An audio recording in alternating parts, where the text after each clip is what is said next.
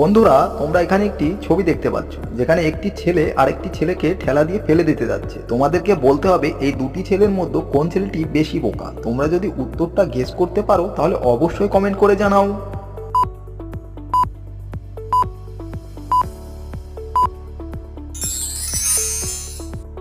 কি বন্ধুরা, তোমরা কি উত্তরটা গেস করতে পারলে? যদি উত্তরটা গেস করতে পারো তাহলে অবশ্যই ভিডিওটিতে লাইক করে দাও। আর যারা তোমরা উত্তরটা গেস করতে পারোনি তাদেরকে উত্তরটা আমি বলে দিচ্ছি।